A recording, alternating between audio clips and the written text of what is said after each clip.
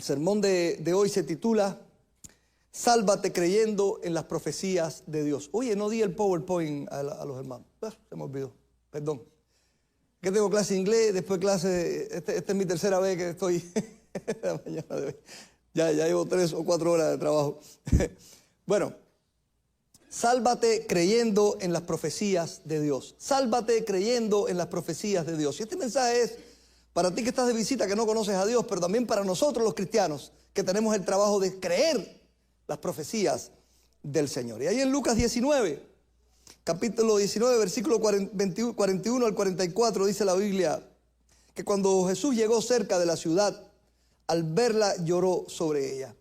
Jesús estaba llegando a la ciudad de Jerusalén por el Monte de los Olivos. Y el Monte de los Olivos es un monte que está a una altura que se puede divisar la ciudad de Jerusalén. Aunque Jerusalén está también sobre un monte, entre el Monte de los Olivos y el monte Sión, donde está la ciudad de Jerusalén antigua, habrá crecido más, pero el monte Sión, donde estaba construida la ciudad de Jerusalén, estaba el torrente de Cedrón, una caída allí por donde corría el agua cuando llovía fuerte, y desde el Monte de los Olivos se puede ver la ciudad de Jerusalén. Y Jesús llegó por allí y el pueblo tenía una algarabía tremenda, una fiesta enorme, porque el Señor está llegando, Hosana al Hijo de David.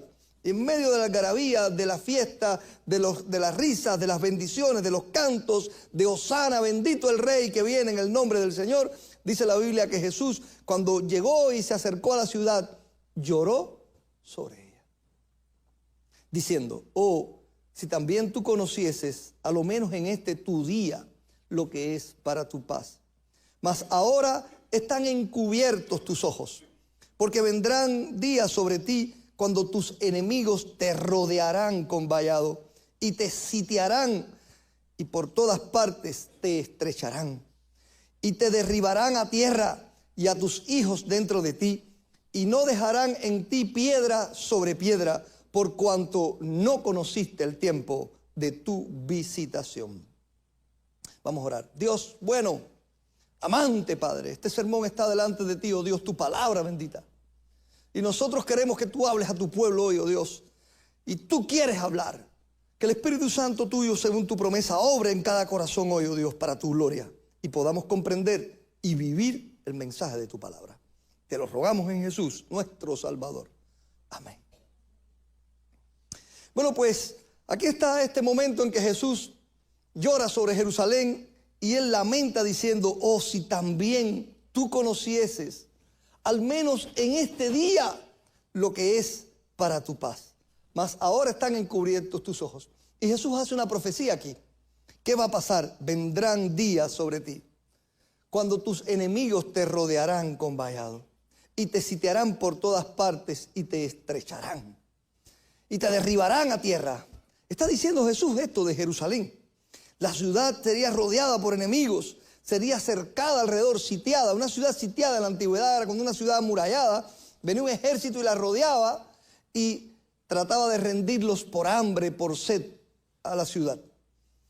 Por todas partes te estrecharán y te derribarán a tierra y a tus hijos dentro de ti y no dejarán en ti piedra sobre piedra por cuanto no conociste el tiempo de tu visitación. ¿Saben de qué está hablando Jesús? Jesús está hablando de la destrucción de Jerusalén, que ocurrió unos 30 y tantos años después, casi 40, de que Jesús dijera esta profecía. La Biblia no cuenta esa historia, pero los historiadores sí. La historia romana, la historia de los judíos, cuenta la destrucción de Jerusalén. Es algo bien documentado en la historia de la humanidad. Hubo un historiador judío muy famoso, judío romano, porque también tenía ciudadanía romana, llamado Flavio Josefo, que estuvo allí. Fue capturado por Tito, fue incluso un mediador para la rendición de Jerusalén. Y Flavio Josefo, que es considerado el historiador más grande de la historia de la nación judía, él cuenta lo que había sucedido. En el año 66, siendo César Nerón, el César de Roma, fue un año de rebelión de los judíos en Jerusalén. Lo que sucedió ese año fue que hubo una disputa acerca de la ciudad de Cesarea. Si esa ciudad era judía o era griega, y hubo una gran disputa ahí y La historia dice que los romanos le dieron la razón a los griegos. Así que un grupo grande de griegos fueron al barrio judío de Cesarea e hicieron algo así como un linchamiento a las casas, apedrear las casas, matar judíos, y eso fue algo tremendo. Fue algo tan dramático que los judíos protestaron porque los romanos no intervinieron, permitieron eso. Así que entonces Cesarea en ese momento era una ciudad tremenda, la había reconstruido completamente Herodes el Grande, tenía un puerto espectacular, una ciudad a la orilla del mar Mediterráneo. El puerto de Cesarea era famoso, el hipódromo donde corrían las cuadrigas de caballos, que fue incluso tomado como, actualmente las ruinas fueron tomadas como ejemplo para construir la que después se hizo la famosa película de Judas Ben-Hur. ¿Ya han visto Judas Ben-Hur? La famosa película de los años 60. Dula es el actor, ¿no? Kid Dula. Bueno, ese hipódromo donde corrían esos caballos, pues allí fue. ¿No fue Kid Dula? ¿Quién fue? No sé. ¿Eh? Ay, perdón, es que yo no soy bueno en las películas. Bueno, lo mío es la Biblia, voy por aquí. Entonces, cada uno lo suyo, zapatero a su zapato, voy a la Biblia, que es lo que me interesa. Entonces, pero les ponía el ejemplo para que se dieran cuenta lo espectacular que era la ciudad, las murallas antiguas, lo que se hay de Cesarea era maravilloso. Y ahora hubo esa disputa. ¿Qué pasó?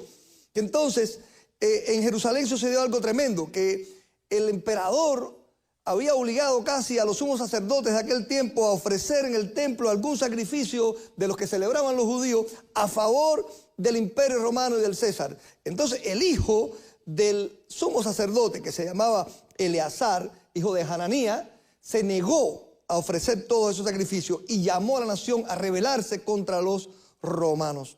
Hubo una revuelta tremenda. Empezó en Cesarea y empezó a ganar más lugares en el resto y lograron expulsar a los romanos del lugar.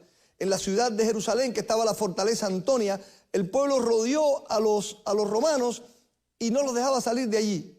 Cuando hicieron un trato para salir, los dejaron salir porque no habían líderes, el pueblo estaba muy enaltecido y cuando hay rabia así, pues la gente es difícil de controlar.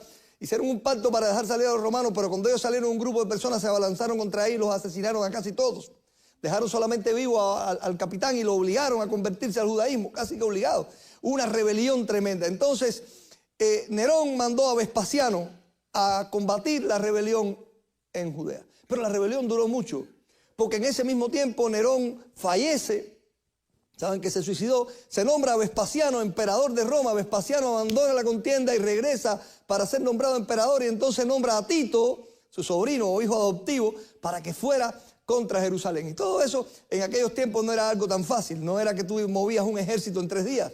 Los ejércitos se movían en mucho tiempo y pasaron casi 4 años hasta la destrucción de Jerusalén en el año 70.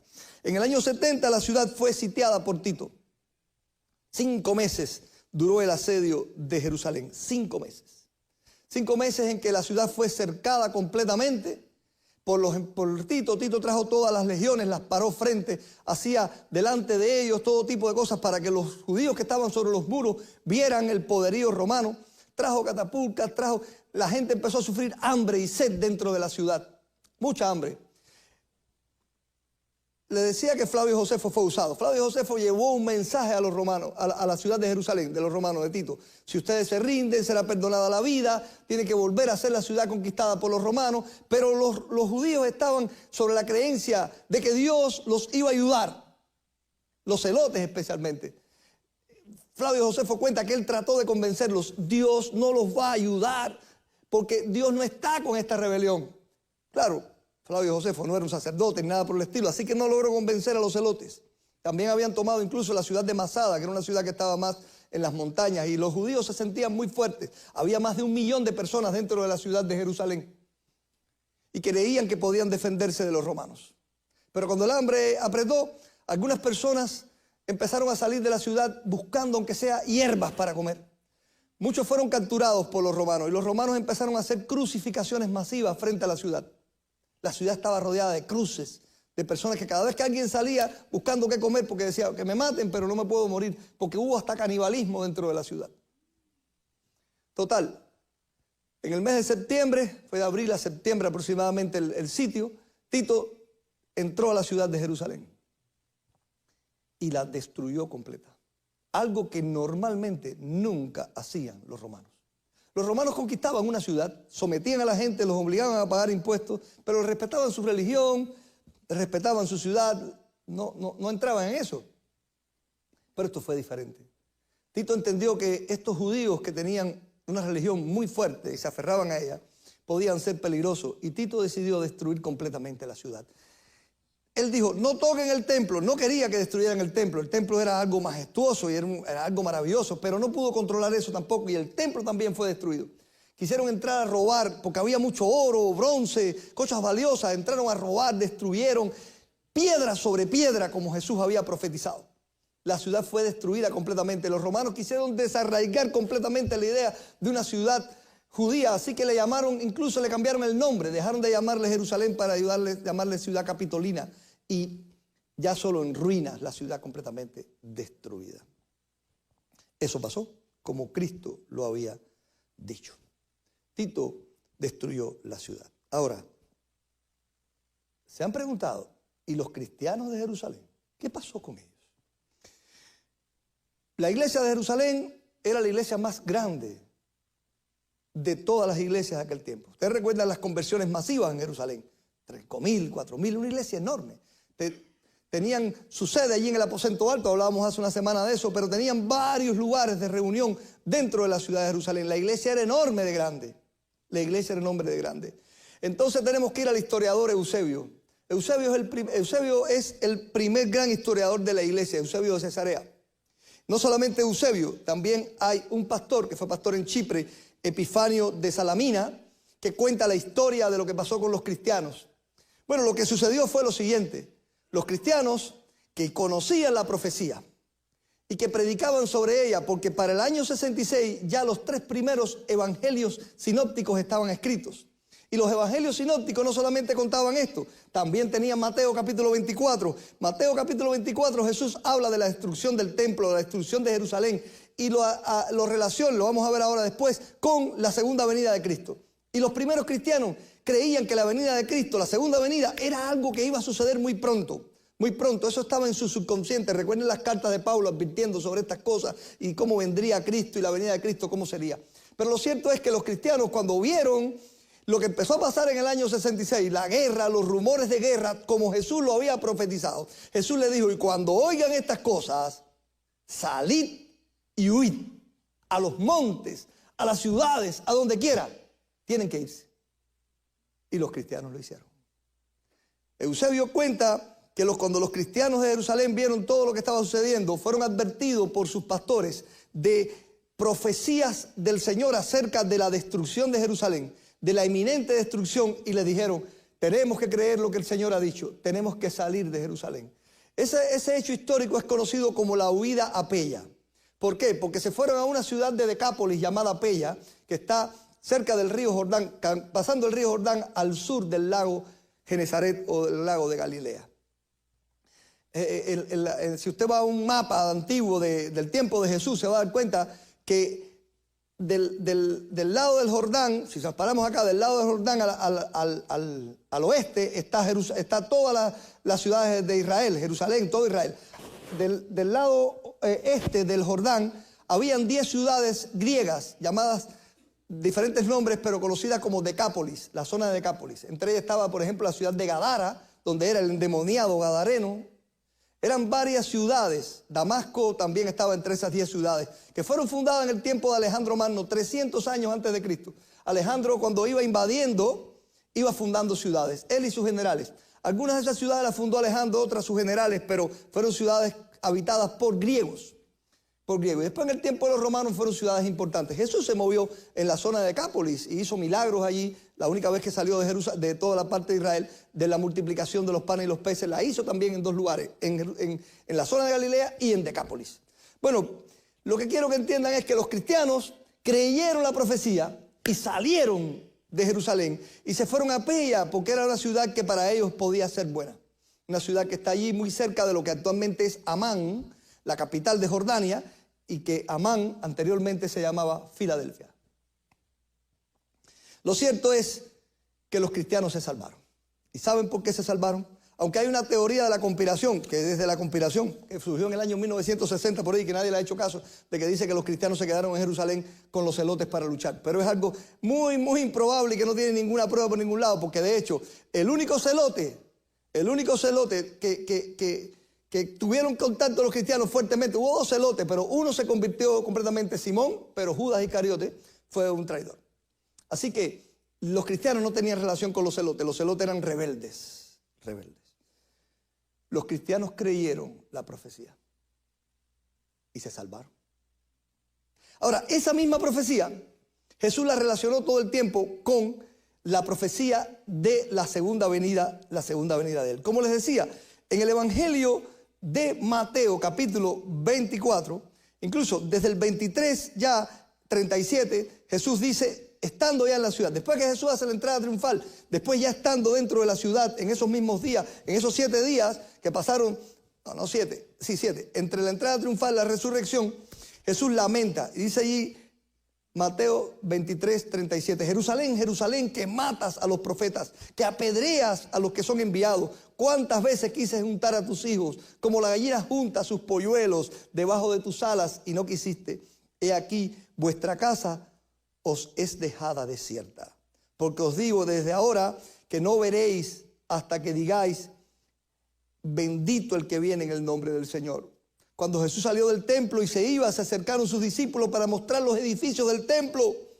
Respondiendo, él les dijo, ¿veis todo esto? De cierto os digo que no quedará aquí piedra sobre piedra que no sea derribada. Entonces, la Biblia dice que estando él sentado en el monte de los olivos, los discípulos se le acercaron aparte diciendo, dinos, ¿cuándo serán estas cosas? ¿Y qué señal habrá de tu venida y del fin del siglo? Respondiendo Jesús les dijo, mirad que nadie os engañe, porque vendrán muchos en mi nombre diciendo yo soy el Cristo y muchos engañarán. Y oiréis de guerra y de rumores de guerra. Mirad que no os turbéis, porque es necesario que todo esto acontezca, pero aún no es el fin. Estas cosas sucederán, la ciudad será destruida, pero aún no es el fin, no es la venida todavía de Cristo. Porque se levantará nación contra nación, reino contra reino, habrá peste, hambre, terremoto en diferentes lugares, y todo esto será principio de dolores, no el fin, sino principios de dolores. Entonces os entregarán a tribulación y os matarán y seréis aborrecidos de toda la gente a causa de mi nombre. Muchos tropezarán entonces y se entregarán unos a otros y unos a otros se aborrecerán. Y muchos falsos profetas se levantarán y engañarán a muchos. Y por haberse multiplicado la maldad, el amor de muchos se enfriará. Mas el que persevere hasta el fin, este será salvo. Y será predicado este evangelio del reino a todo el mundo para testimonio de todas las naciones. Y entonces vendrá el fin. Por tanto, cuando veáis en el lugar santo la abominación desoladora del que habló el profeta Daniel, el que le entienda, entonces los que estén en Judea huyan a los montes. El que esté en la azotea no descienda para tomar algo en su casa. El que esté en el campo no vuelva atrás para tomar su capa. Huir. Creer en la profecía.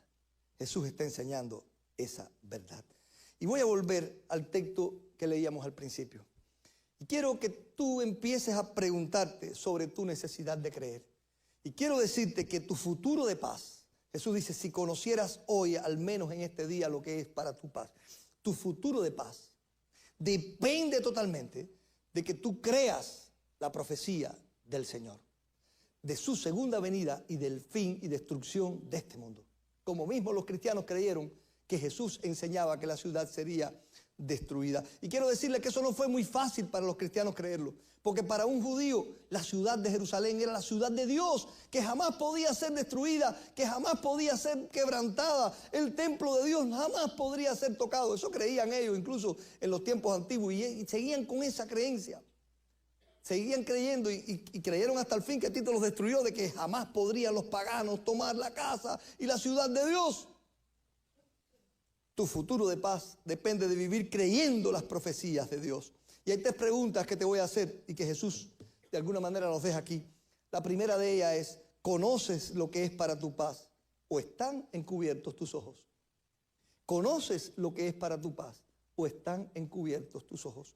La Biblia dice que Satanás está haciendo un trabajo en este mundo. Él ciega el entendimiento de los incrédulos. Un incrédulo es alguien que no quiere creer. No solamente que no cree, sino que no quiere creer. Tu trabajo es creer, cantaban los jóvenes. Pues ciega el entendimiento. Aquí dice, yo no creo, no quiero creer, y entonces te ciega.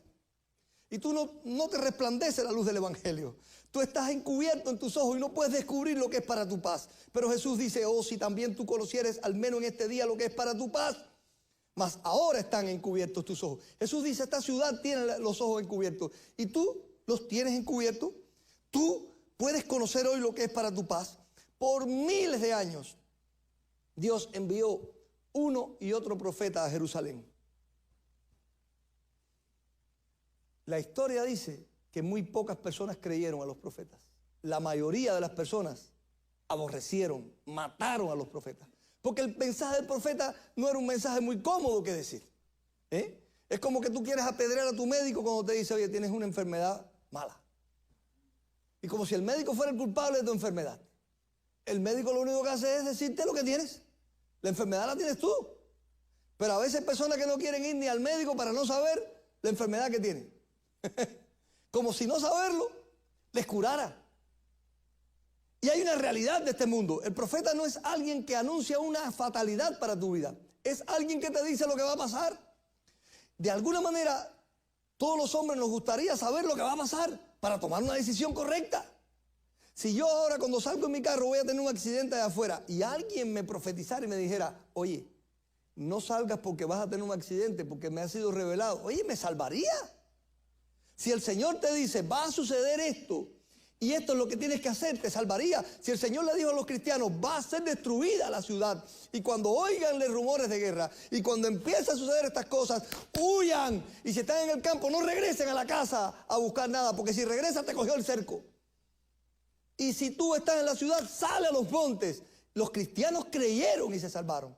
Las profecías bíblicas son advertencias acerca de decisiones que debemos tomar para salvarnos. Por miles de años Dios mandó a esos profetas a Jerusalén.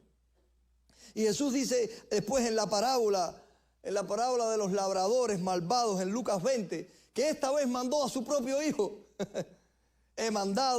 Le presté una viña y ellos han sembrado, y cuando mandé al criado para recoger mi ganancia, lo apedrearon. Y lo mandaron atrás y no pagaron nada. Y mandé otro. Entonces el señor de la viña dijo, voy a mandar a mi propio hijo a ver qué pasa. Y cuando ellos vieron al hijo, dijo, vamos a matarlo. Este es el heredero. Dios mandó a su propio hijo. Jesús lo ilustró muy bien en esta parábola de los labradores malvados. Jerusalén se niega a reconocer al Hijo de Dios. Por eso Él dice, si conocieras hoy lo que es para tu paz, si conocieras verdaderamente que yo no vengo a ti a destruirte, sino a salvarte de la destrucción, pero al no creer en mí, serás destruida.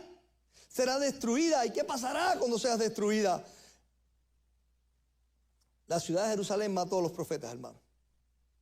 Desconocieron lo que era para su paz. Y la pregunta te la vuelvo a repetir, ¿conoces tú lo que es para tu paz? Hoy tal vez la vida te va bien, como le iba bien a la gente de Jerusalén. Nosotros no tenemos que hacer nada, tenemos una gran ciudad amurallada, tenemos paz, tenemos seguridad.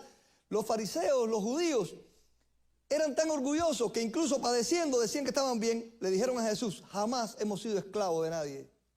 Cuando Jesús le habló, conoceré la verdad y la verdad os hará libre.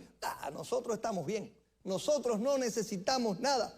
A veces nosotros estamos en ese pensamiento iluso. No necesito nada, todo está bien, no necesito a Dios. Pero no conocemos el mañana. No conocemos cuándo el Señor tocará a nuestras puertas. ¿Cuándo necesitaremos de Él? Satanás ha cegado el entendimiento de mucha gente, ha cegado el tuyo. Es hora de creer al Señor. Es hora de que creas y conozcas lo que es para tu paz, tanto para salvación como para entender tu necesidad de buscar y de intensificar tu devoción a Dios como cristiano. Una segunda pregunta, ¿te sientes estrechado por tus enemigos? Vendrán, dice el Señor en el versículo 43, vendrán días sobre ti cuando tus enemigos te rodearán con vallado y te sitiarán y por todas partes te estrecharán. Te rodearán con un vallado, una cerca, un muro. Te rodearán un muro humano de personas sedientas de sangre. Los soldados romanos, como todos los soldados de la antigüedad, eran estimulados a la guerra porque podían después apoderarse de los despojos. Ellos no solamente iban a la guerra por amor a su nación o porque les pagaban, sino porque cuando te mato, te quito el anillo y todo me pertenece. O sea, ellos tenían como premio los despojos, lo que las personas tenían en su cuerpo que le podían quitar. Estaban ahí afuera sedientos por entrar a Jerusalén. Ahí hay oro, ahí hay gente, los judíos siempre tienen dinero. Sedientos, rodeado allí, rodeado, te sitiarán, te dejarán morir de hambre y de ser sitiado allí y te pondrán en estrecho. Te pregunto, ¿te sientes estrechado por tus enemigos? Como les dije, la caída de Jerusalén fue después de un sitio de 5 largos meses. Después de 4 años de guerra. La ciudad, los judíos se sentían tan confiados que ni siquiera se prepararon para la guerra. Tuvieron tiempo, entre lo que Vespasiano se fue y Tito vino, ellos ni siquiera se prepararon. Estaban confiados, estaban muy confiados, pero ahora estaban cercados, llenos de necesidades. Y a veces nosotros estamos así. Y puede ser que tú hayas llegado a ese punto, en sentirte que no te sale nada, que no puedes salir adelante, que estás estrechado, que estás sitiado, que no hay manera de vencer todos los enemigos que tienes, a tal punto que hasta tú mismo te has convertido en tu propio enemigo porque tú mismo te desvaloras o te sientes menguado o dices no valgo nada o no lo puedo lograr, pierdes el estado de ánimo positivo, todo está negativo en ti. Tienes tú esa experiencia, sentirte sitiado. Hay un vicio que te tiene estrechado y sitiado. Hay un vicio del que no te puedes librar. Hay un vicio que es un muro alrededor de ti de amenaza, que no puedes escaparte de él.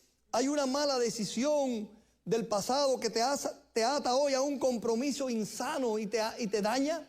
Tomaste una decisión y ahora estás atado a un compromiso del que no puedes zafarte. Y te tiene atado y tú dices, quiero zafarme de este compromiso, pero me tiene amarrado y no puedo acercarme a Dios, no puedo estar cerca de Dios porque este compromiso me ha frustrado.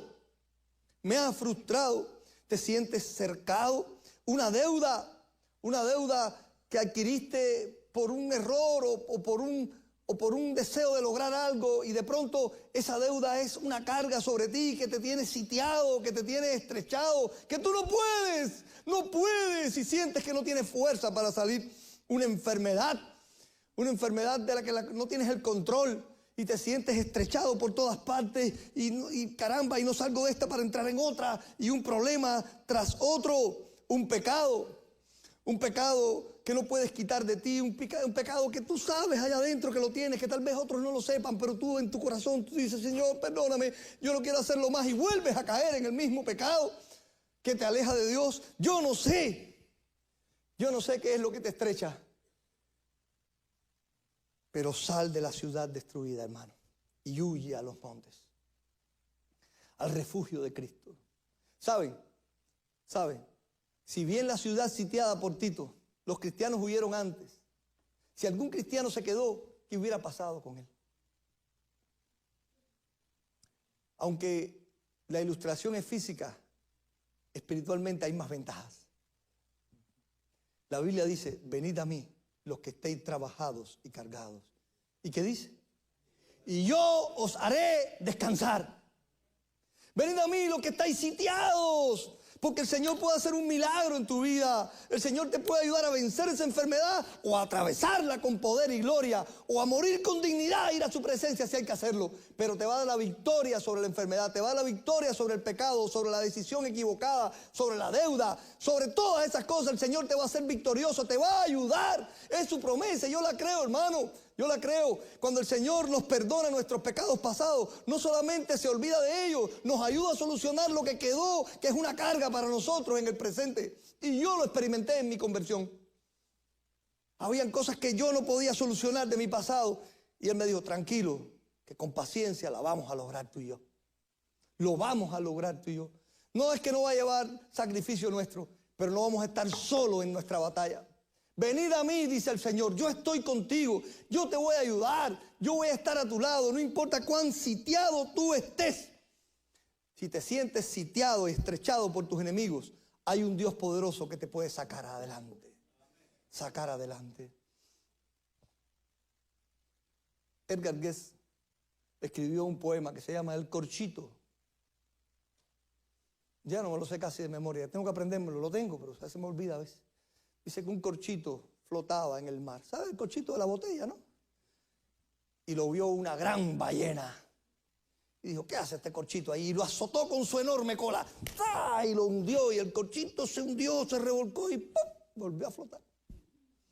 Y la ballena se enfureció y fue y lo volvió a azotar más fuerte. Y flotaba otra vez, y más fuerte y flotaba otra vez.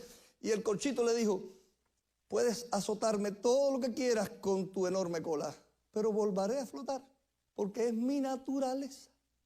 Soy flotante y boyante, así que flotaré otra vez, aunque tú no quieras.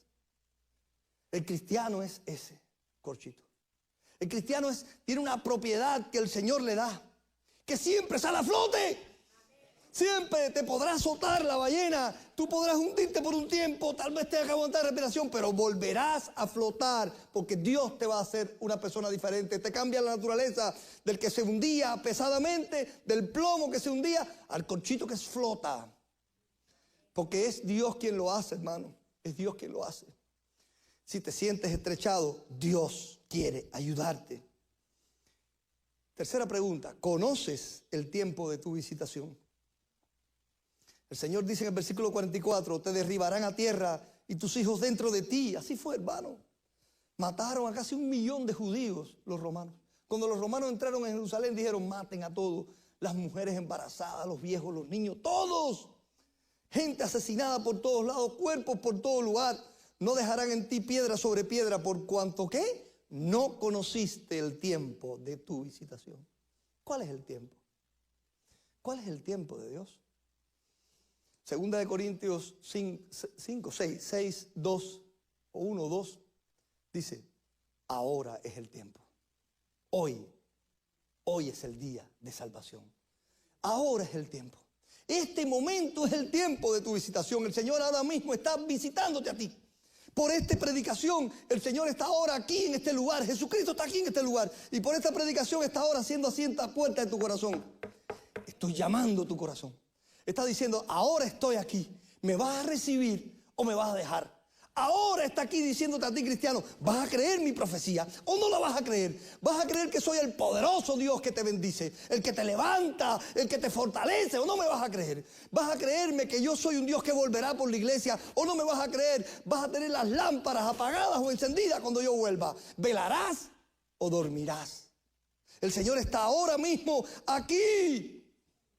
Hermano, Jesús lloró al ver la ciudad de Jerusalén desde el Monte de los Olivos.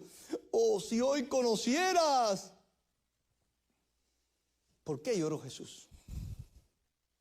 Todos estaban cantando. Era un momento de gozo, era un momento de efervescencia, pero él estaba llorando. Lloró por amor, hermano. Lloró por la ceguera espiritual de los hombres.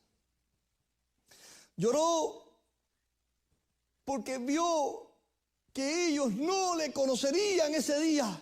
Vengo aquí, hermano, es el momento más trascendental de cualquier ciudad en la historia. El Hijo de Dios, encarnado de Dios, entró allí para salvar, para dar su vida en rescate por nosotros. La semana más espectacular del mundo, se la perdieron. Los que estaban en la ciudad se lo perdieron. No solamente se lo perdieron, la causaron. Se pararon delante de Poncio Pilato y dijeron, crucifícale. La ceguera espiritual no le permitió a los ciudadanos de Jerusalén ver la bondad y la gracia de Dios en Jesucristo. Jesús había expulsado demonios, había curado enfermos, había resucitado muertos, había convertido a publicanos y mujeres de la vida, había hablado como nadie nunca había hablado, amado como nadie nunca había amado, pero la vanidad y el pecado había cegado a los ciudadanos de Jerusalén. ¿Qué estás pensando ahora? Jesús está ahí llamando, está aquí tocando, está aquí diciéndote, ahora estoy visitándote. Este es tu día, este es tu día. ¿Saben? Jesús no se quedó llorando ahí sobre el monte de Jerusalén, no. Descendió del monte de esos olivos, descendió.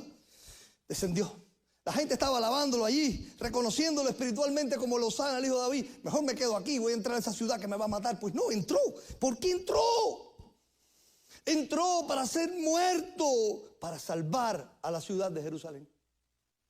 Para salvar a los que allí estaban si creían en él. Y muchos creyeron, porque como les dije, había una iglesia allí.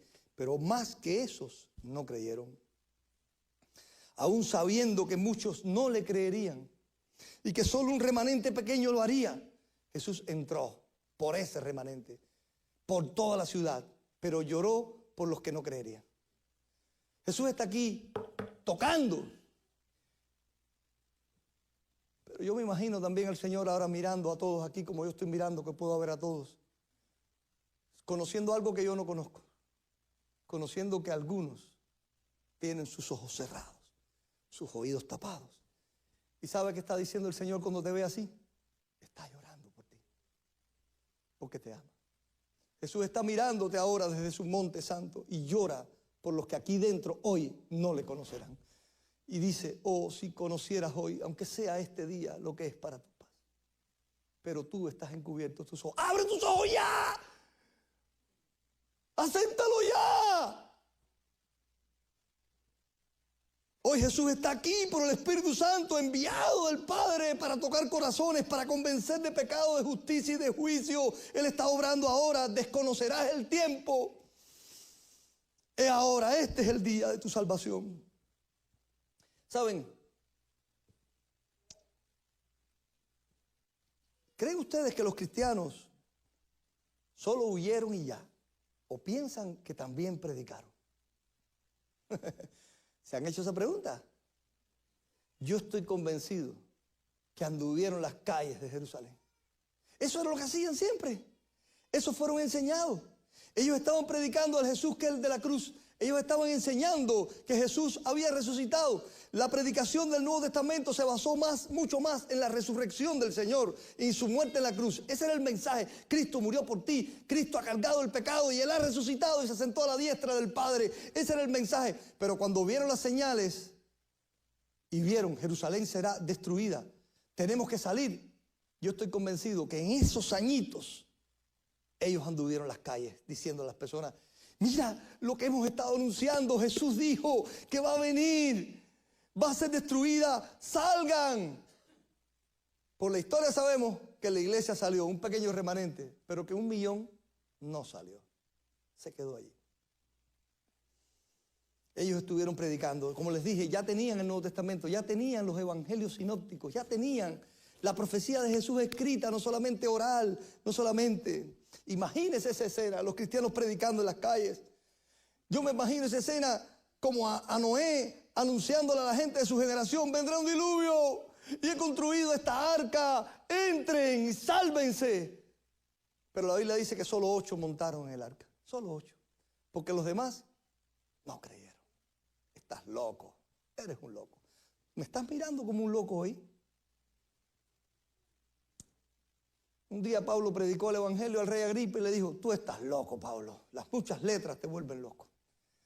Y él le dijo unas palabras que te digo a ti, si piensas que estoy loco, ojalá que por poco o por mucho tú tengas esta locura que yo tengo. Porque no tendrías cadenas, serías libre en Cristo Jesús. ¡Libre! Libre. Así que los cristianos anduvieron predicando, fueron vistos por las personas, llevaron el mensaje unos a otros, lo hicieron. Incluso, déjeme decirle, hasta Tito, el pagano, mandó a Flavio Josefo de alguna manera a predicarle. Oye, eviten esto. Pero estaban demasiado cegados, creyeron que le iban a ganar a los romanos. La ceguera de un ser humano es tan grande que llega a pensar que no necesita a Dios para tener victorias en su vida. La ceguera de un ser humano es tan grande que piensa que puede lograr cosas tremendas porque el hombre es la persona más fantasiosa del mundo.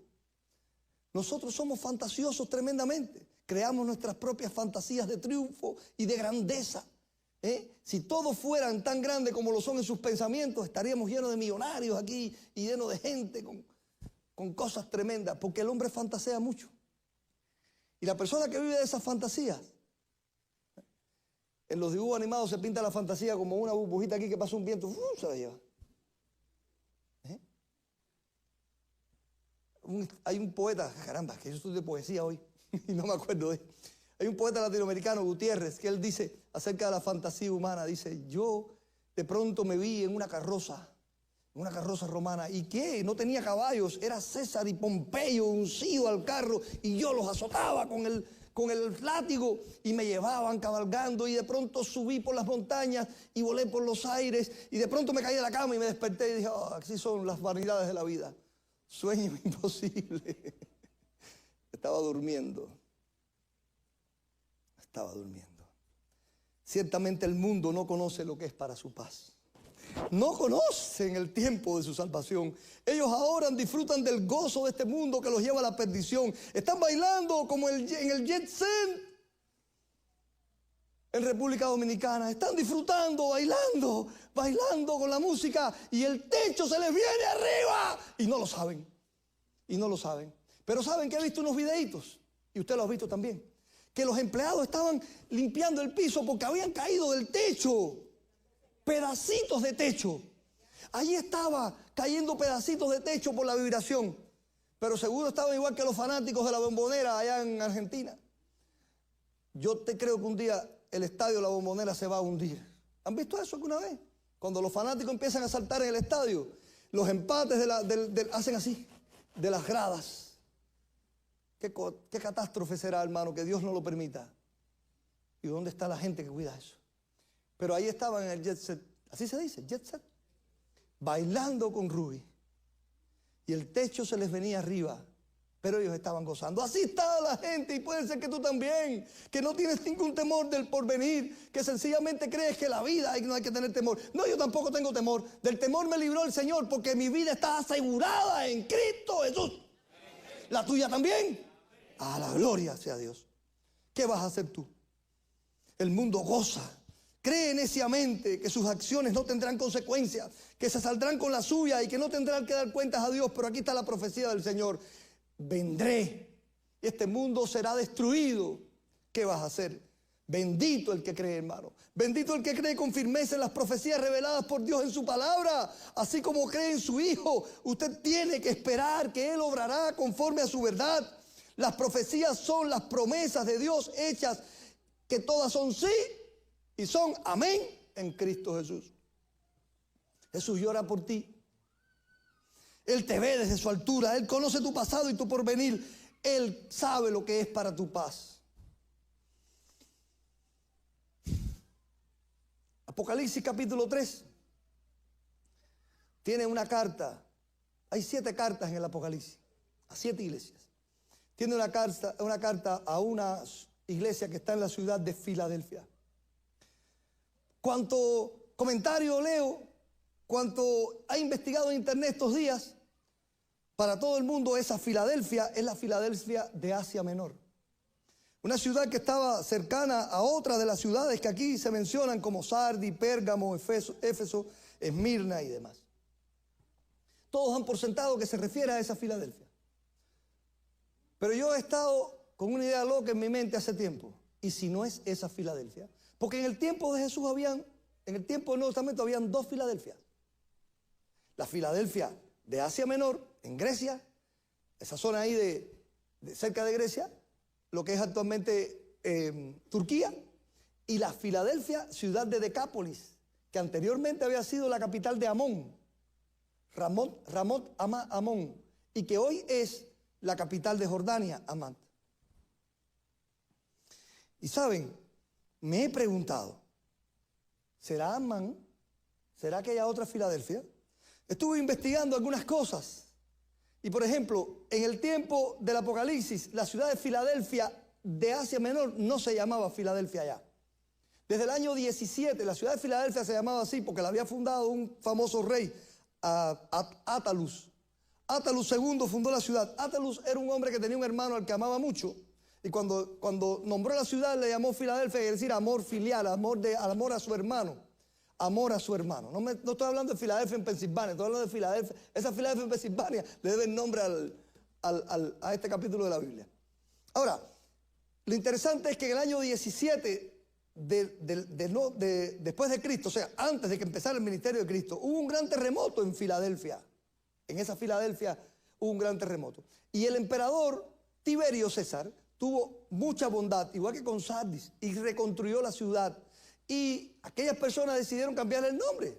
Dejaron de llamarle Filadelfia y le pusieron por nombre Neocesarea, en honor a César. Neo Cesarea fue el nombre que la ciudad tenía en el tiempo de Jesús. Vespasiano, después, en el año 70 y tanto, le volvió a cambiar el nombre y le puso Flavia. Y aunque muchas personas todavía, por cuestión de antigüedad, le decían llamando Filadelfia, porque pasa como cuando le cambian el nombre a las calles o a los pueblos, la gente sigue llamándolo por el nombre antiguo, pero lo oficial es ahora el nuevo. Cuando la carta del Apocalipsis fue escrita, la ciudad se llamaba Flavia. La ciudad que se llamaba Filadelfia era la de Decápolis. Ahora, lo interesante es que cuando usted lee las 7 cartas, y yo las leí esta semana todas para poder entender esto, nos damos cuenta que casi todos los mensajes tienen que ver con el mundo helénico, menos la de Filadelfia, que está más dirigida como al mundo judío. Y eso es de entender. O sea, eso es llamativo, perdón. Por ejemplo, a Efesios él le escribe y le habla de los nicolaitas, que era una secta que estaba por esa zona también. Igual que pasa cuando escribe a Esmirna y a Pérgamo. Les habla, tú puedes identificar la ciudad por la manera en que habla. Cuando habla, por ejemplo, cuando le dice a la gente de Pérgamo, donde ahí mora Satanás, es porque ahí había un culto satánico y tú sabes que la ciudad tenía eso. Cuando habla a la iglesia de Sardis acerca de la vista, es porque ahí habían unas aguas termales, frío ni caliente, perdón, que le dicen ni frío ni caliente, las aguas termales. Todo tiene que ver con el lugar, cuando habla cada una de las ciudades. Pero cuando habla a Filadelfia, habla que parece que está hablando a personas judías. Yo conozco tus obras, he aquí he puesto delante de ti una puerta abierta que nadie puede cerrar. Has guardado la palabra de mi paciencia, le dice. Al que venciere yo le daré que sea columna en el templo de Dios. No menciona el templo de Dios en ninguna de las otras. Bueno, es algo que yo estoy imaginando tal vez. No menciona el templo de Dios, pero dice, te pondré por columna y nunca más saldrás de ahí. Escribiré sobre él el nombre de mi Dios y el nombre de la ciudad de mi Dios, la Nueva Jerusalén. En ninguna de las cartas se menciona a la Nueva Jerusalén, la que desciende del cielo de mi Dios y mi nombre nuevo. Lo interesante, ¿por qué voy a Filadelfia? Porque Filadelfia es una ciudad que está muy cercana a Pella. La ciudad donde dije al principio, huyeron los cristianos de Jerusalén. Los cristianos de Jerusalén huyeron a Pella y después se movieron en esa área. Filadelfia es una ciudad hoy que ha sido muy explorada arqueológicamente. Han venido australianos a estar haciendo huecos allí, a buscar la historia antigua, porque allí estaba la ciudad, como dice Amón, la antigua ciudad que fue 2000 años antes de Cristo. La ciudad de Filadelfia fue construida 300 años antes de Cristo. Y en el tiempo de Jesús era una ciudad muy próspera. Los romanos habían invertido mucho allí. Y ahí hay muchas iglesias bizantinas allí, antiguas. Muchas como construcciones romanas, siempre con sus grandes columnas, Y es interesante lo que está diciendo en el mensaje a Filadelfia. Yo le doy el beneficio de la duda y me imagino, y si esta Filadelfia es la Filadelfia donde vivieron los cristianos, el mensaje, hermano, es exacto para gente que huyó de Jerusalén. Se los leo, y esto tiene que ver ahora con nosotros. Escribe al ángel de la iglesia en Filadelfia. Esto dice el santo, el verdadero, el que tiene la llave de David, el que abre y ninguno cierra, el que cierra y ninguno abre. Estoy escribiéndole a unos cristianos que se salvaron de Jerusalén, a los hijos de los cristianos que huyeron de Jerusalén y se salvaron de la catástrofe. Oye, cristiano, el santo, el verdadero, el que tiene la llave de David, abre y ninguno cierra. Porque hubo uno que cerró, que hizo un vallado alrededor de la ciudad. Vino Tito y sitió la ciudad. Pues aquí está el que abre y ninguno cierra. El que cierra y ninguno abre.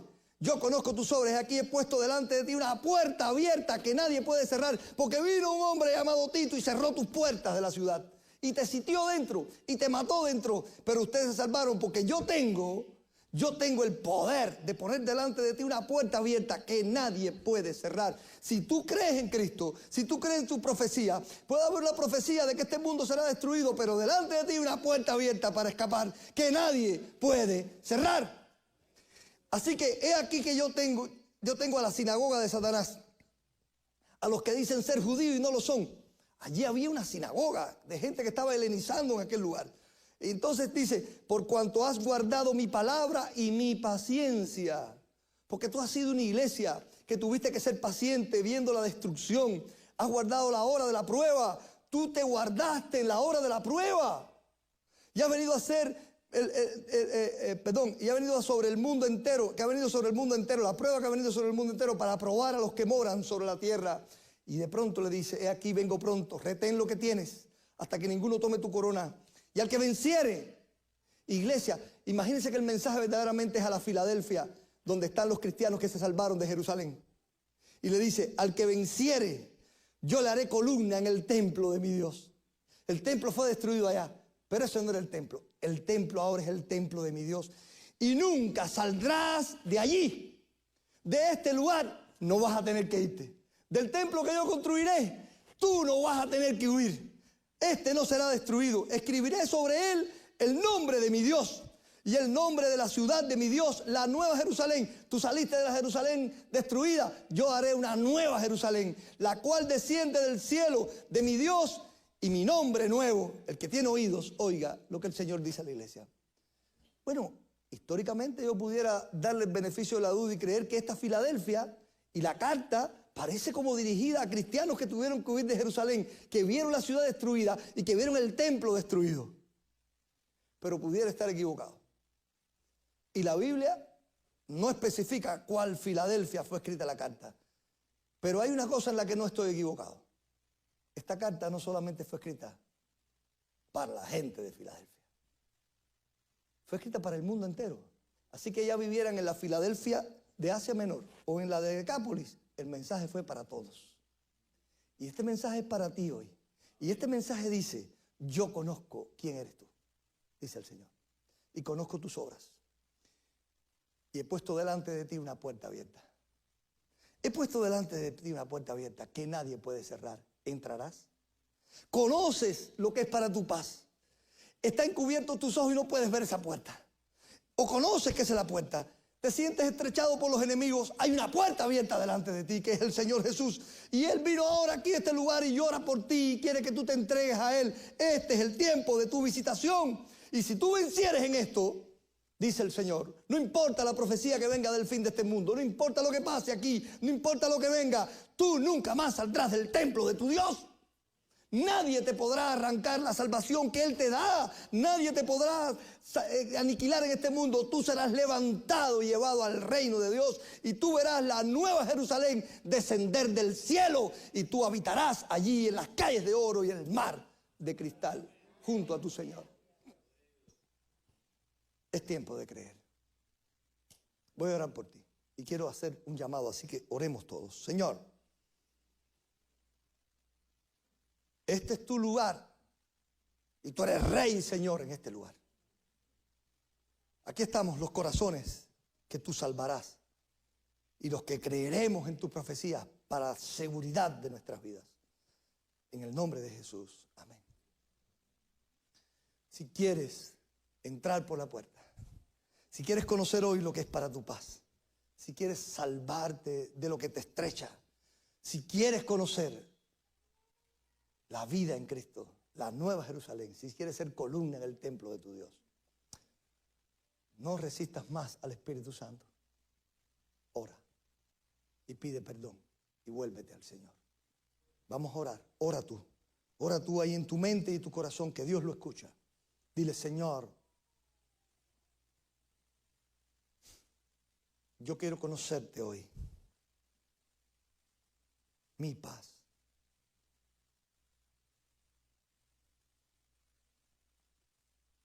Perdona mis pecados. Ayúdame a librarme de lo que me estrecha y me sitia. Ayúdame a creer que tú puedes ayudarme. Te recibo como Salvador. Recíbeme como tu Hijo. En el nombre de Jesús. Amén. Si hiciste esa oración, la Biblia enseña claramente que es una oración de salvación. Pero también quiero que los cristianos, que ya somos cristianos, oremos para creer. Vamos a orar. Señor, ayúdame a creer en tu palabra y tu profecía, en tu verdad, en tus promesas. Ayúdame a creer en tu poder y tu gracia y en tu amor. Ayúdame a perseverar hasta el fin en mi fe. Ayúdame a librarme de ese pecado que me asedia, de esa deuda que me estorba y me detiene, ese compromiso insano con amigos, amoroso, ese compromiso con una novia, con un novio, con un amigo, una deuda, con un compromiso de negocio insano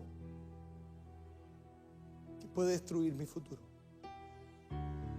Ayúdame, Dios, con la enfermedad que me asedia y me estrecha por todas partes. Ayúdame, Dios. Creo en ti, Señor, y creo que nadie puede cerrar la puerta que has abierto para mí. Ayúdame a entrar por tus puertas con acción de gracias y con alabanzas, con gozo eterno. Ayúdame a esperar con paciencia la ciudad. Ayúdame a entender que soy un extranjero y un peregrino que camino hacia esa ciudad.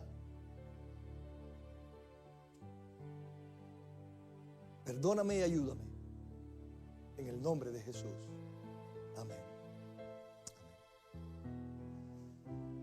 Dios es bueno, hermano. Crea. Bendiciones. Si necesitas ayuda espiritual, estoy a tu servicio.